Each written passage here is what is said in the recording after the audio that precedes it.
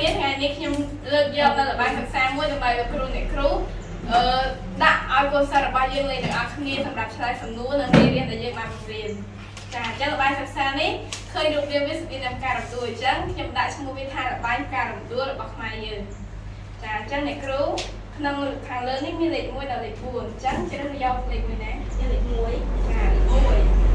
យើងធ្វើបែបនេះមួយដងអញ្ចឹងនៅក្នុងនេះមានលេខ2និងលេខ4អញ្ចឹងយកលេខ1ណាយកលេខ4ចាលេខ4អញ្ចឹងយើងបើកមើលលេខ4មកគឺមានសំណួរនៅក្នុងហ្នឹងចាអញ្ចឹងគឺសំណួរគេសួរថាតើអ្នកណាខ្លះរាប់បាតព្រះសង្ឃអ្នករាប់បាតព្រះសង្ឃមានដូចជាអ្នកនៅប្រជាជនទាំងអស់នៅក្នុងភូមិតាអាចារ្យឬមួយក៏ពេញចាពិតជាត្រឹមត្រូវគឺមានប្រជាជននៅក្នុងភូមិតាអាចារ្យនិងកុមារាកុមារីចាឥឡូវនេះគ្រូសុំមួយសំណួរទៀតគឺយកលេខផ្សេងនេះហ្នឹងលេខ3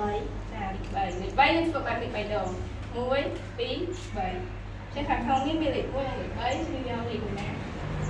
កលេខ3ចាលេខ3ចឹងយើងបើកមើលសំណួរខាងក្នុងមកសំណួរគេសួរថាតើ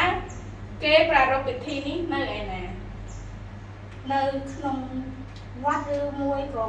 នៅក្រោមដើមពោធិ៍ចាគឺគេប្រារព្ធនៅក្នុងវត្តឬក្រោមដើមពោធិ៍ពិតជាត្រឹមត្រូវ